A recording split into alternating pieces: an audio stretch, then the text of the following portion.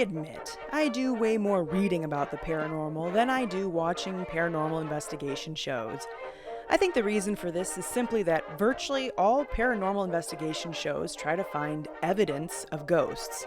But for me, when you're already a believer in the phenomena, even if you don't always agree with the theories on what it actually is, you don't need more evidence on the existence of ghosts. Lately, I've found myself more concerned about the why the hell than the what the hell, and in my opinion, we all really should be more concerned about the why the hell. But I guess we still need to get that other 50% of the population over the hill of disbelief first before we can make it a public concern. Enter the curious case of Eleanor Zugun, a case where the why the hell is far stranger than the what the hell. A story about a girl, the demon she named Dracu, and a phenomena that most people totally misunderstand. A story that assumes to be about a victim of demonic possession, but became something even more deeply rooted into the paranormal. In February of 1925, 12-year-old Eleanor Zugun was walking the few miles from her home in the Romanian village of Talpa to her grandmother's home in Budhai. While on her way, she found some money lying on the side of the road. Naturally, she picked up the money and used it to buy candy, which she ate all by herself. A mundane action that many 12-year-olds would have done and probably will do ad infinitum with no diabolical consequences. This, unfortunately, was not to be the fate of Eleanor. Eating the candy by herself and not sharing it with her cousins caused an argument. Her grandmother overheard the argument, and it's not exactly known if this grandmother was truly a witch or just someone who suffered from being 105, but either way, she told Eleanor that the money she had picked up had been the devil.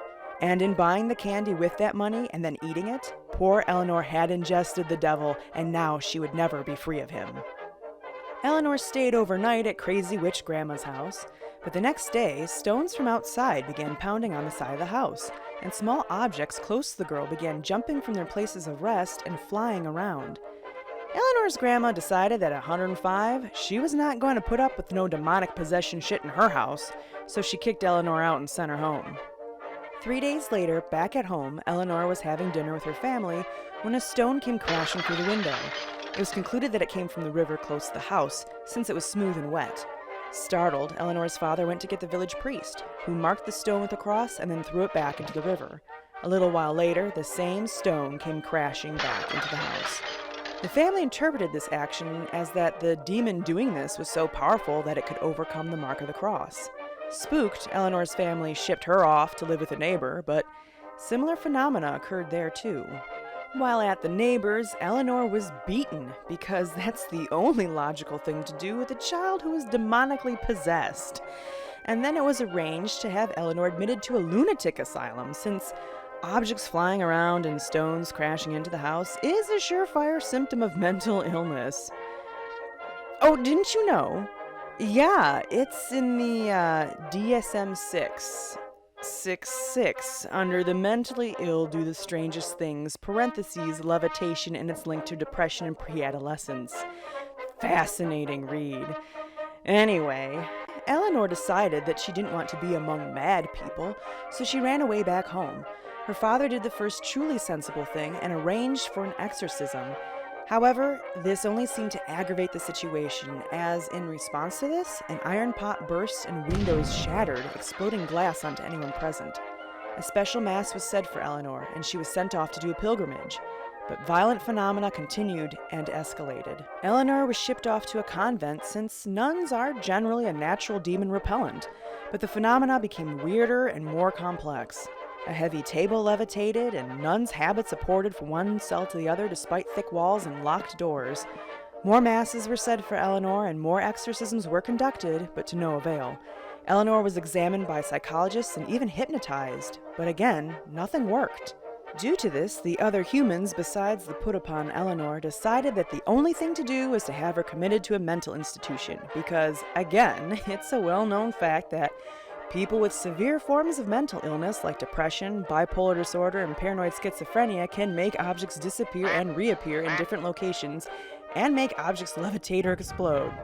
But at least Eleanor's little problem had attracted some attention from the press and then psychical researchers, or as we say today, paranormal investigators.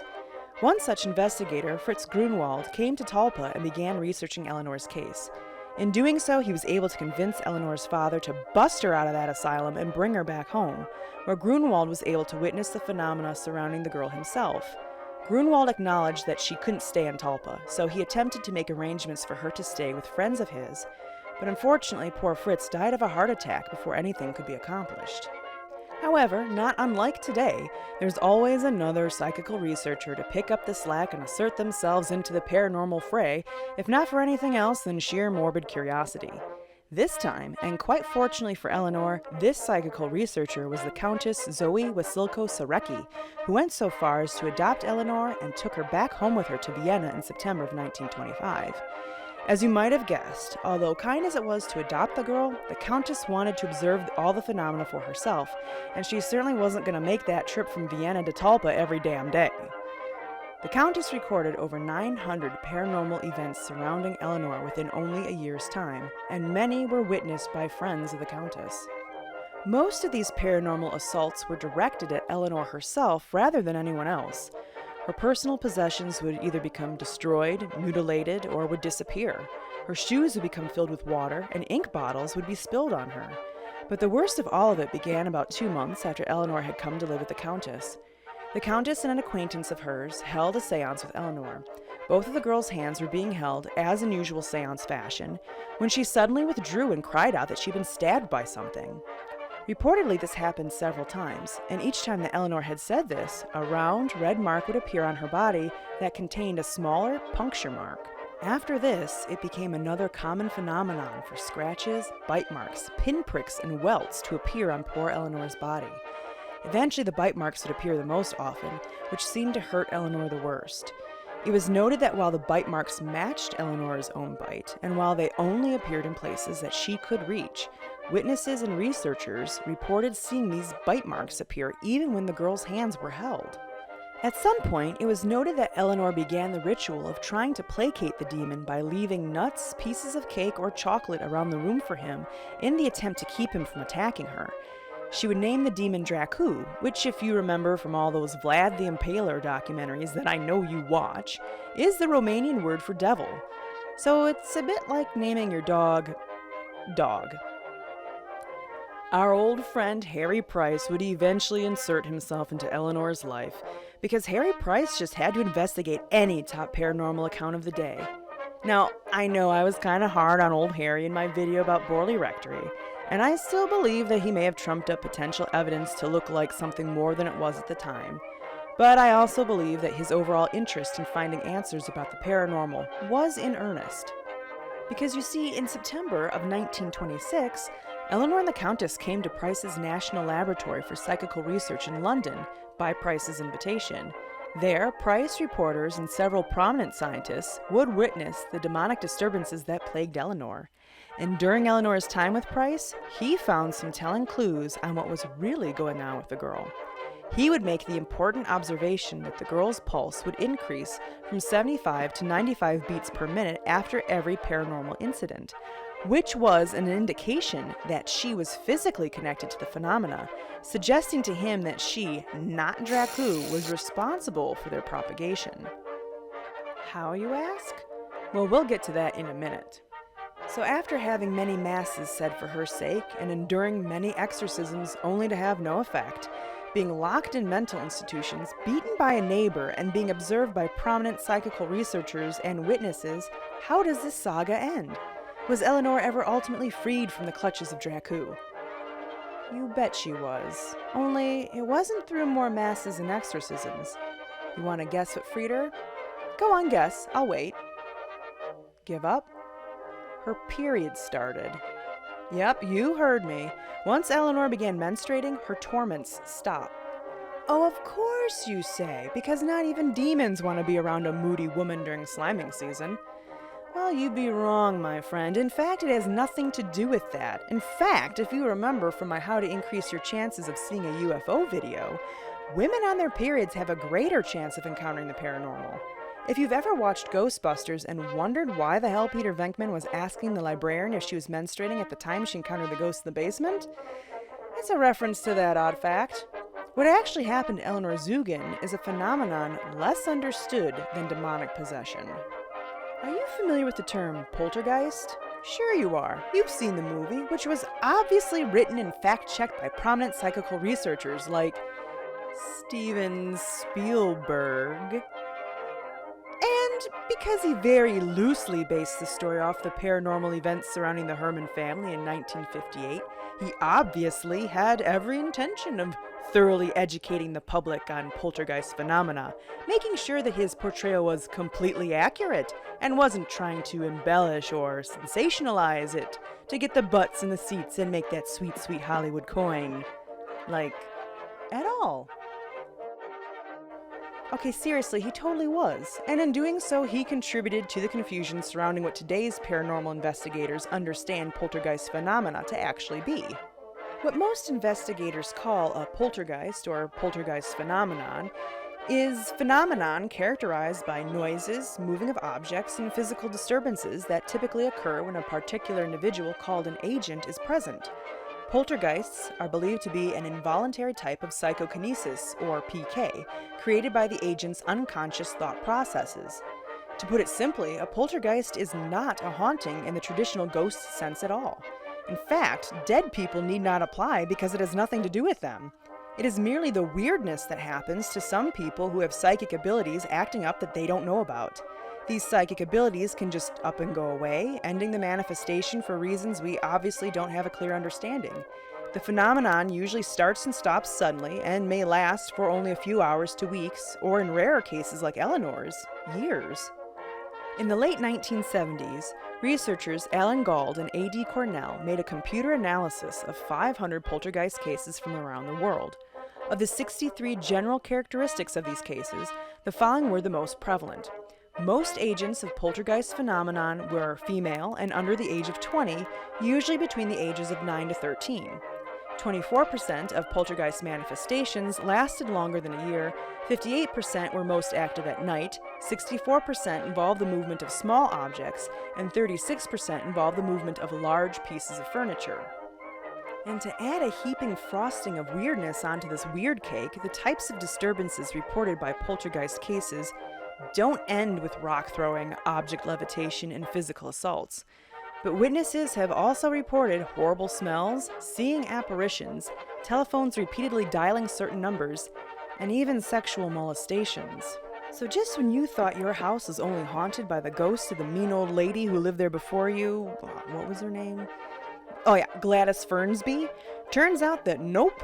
All the paranormal phenomena you've been dealing with has been caused by little Sally, a still living 11-year-old girl who's going through some changes and really needs your understanding right now. But all you can think about is how your TV suddenly exploded during that rerun of Seinfeld while all the lights in your house were flickering and spinning in their sockets last night because you're selfish.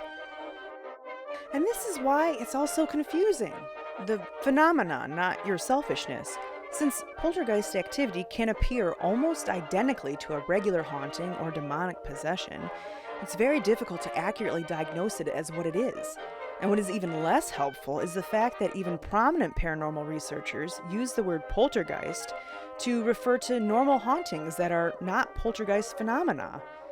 I guess you can't blame them. Poltergeist is a very old German term that translates directly into noisy ghost, or sometimes rumble spirit if you're feeling the playful iconoclast.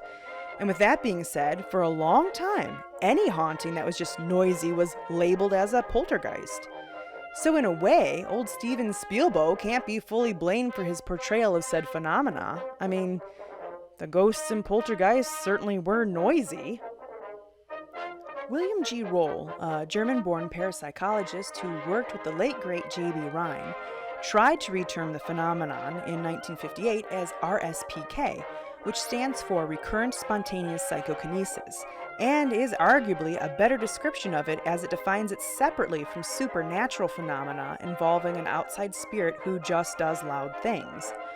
Unfortunately, this term has yet to be widely accepted. And besides, if paranormal researchers and investigators started to adhere to a codified system of terminology like real scientists do, then their profession could start to be taken seriously. And who wants that? Having said that, as I was doing the research for this video, the deeper I went, the more the information became foggy as to if the research was using the word poltergeist to refer to RSPK, or did it mean poltergeist literally, as in referencing a noisy ghost, as I'm sure I've done myself before making this voyage because I'm clearly an idiot.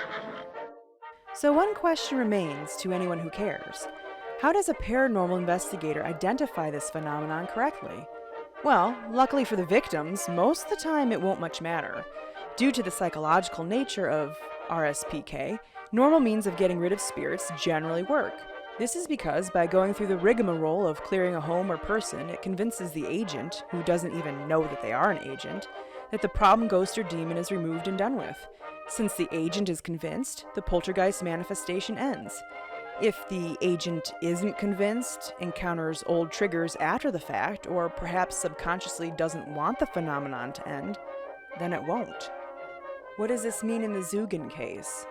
Eleanor was an agent that apparently wasn't convinced that her problem demon could be taken care of by the normal means, or perhaps the existence of Dracu, his torments, and even the attention they garnered fulfilled a subconscious need in her.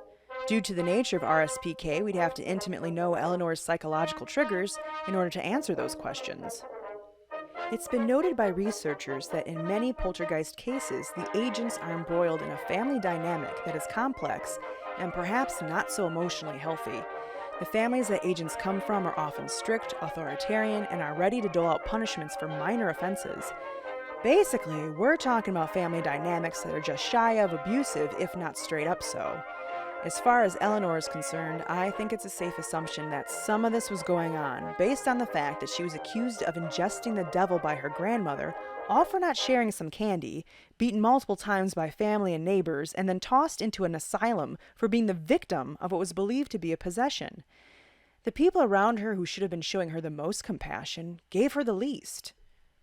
A widely accepted theory is that the poltergeist manifestation is the result of the agent's repressed anger at a more powerful family member, although it's been noted in many cases that the anger the agent feels is directed at themselves, as the poltergeist attacks are directed only at the agent. This is definitely evident in the Zugun case.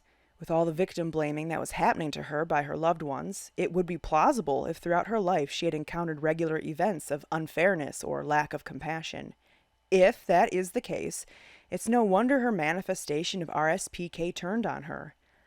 I don't think it's too far off the beam to describe it as psychokinetic self-mutilation.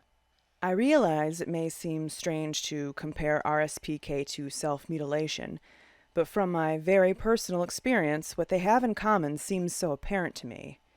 According to the Mayo Clinic, those who self-harm are mostly young females, have unstable family environments from some form of neglect or abuse, and use the self-harm as a means to deal with emotional pain, intense anger, and frustration. Sometimes it's done as a punishment for perceived faults. While a person may self-harm in many ways, the most common are cuts, scratches, biting oneself, and piercing the skin with a sharp object like a needle. The period of time where a person chooses to engage in this behavior may be for only a few weeks or months, but in rare cases, years. I'm sure you're seeing the similarities. What really makes this concept feel like a confirmation of my theory is that, as someone who understands the mentality of self-mutilation for the sake of punishing oneself, that if Eleanor was of this same mentality, that she would choose the easiest and most painful method available to her. And I find it revealing that the bite marks that supernaturally appeared on her body matched her own bite, occurred the most often, and were said to be the most painful. One thing that tends to drive me crazy about the world of paranormal investigation is how, even in the attempt of trying to be as scientific as possible, the human elements of paranormal manifestations are overlooked. Who are the victims? How did they come to be the victims? Is the part they play in the manifestation always so passive, or are they a catalyst in an already pre-brewing cauldron of septic psychic potpourri? With the obvious lack of fun hauntings, it's a safe assumption that behind most of them there's a very human story of deep sadness, loss, anger, or hatred. Behind every demonic possession there's a similar story, often mixed with obsession, addiction, or abuse. Mentally, emotionally, and spiritually healthy and happy people don't become ghosts that torment the living, and apparently are not great fodder for the demonic to torment. Therefore, if we're really concerned with discovering the why the hell that hauntings happen, and thoroughly helping those being victimized by such things, the psychological connections should always be looked into wherever possible, lest the phenomena reoccur. And, I know Amy Allen would agree with me. I think. I guess. I mean, I don't really know. Some of these poltergeist cases, by virtue of their link to their psychological implications, not only begin terribly, but also end the same way. But I'm happy to say that Eleanor Zugun's story has a happy ending. As I said, she was eventually freed from Dracu via menstrual flow, and because she had been adopted by the Countess, she was brought into a much better environment where she was nurtured and educated. Eleanor would apprentice under a Viennese ladies' hairdresser, excel at the work herself, and earned a diploma. She eventually returned to Romania to set up her own business in Czernowitz, and also got married. There were no further reports of RSPK or of Dracu, so hopefully one may assume that she resumed a normal relationship with eating candy she didn't care to share.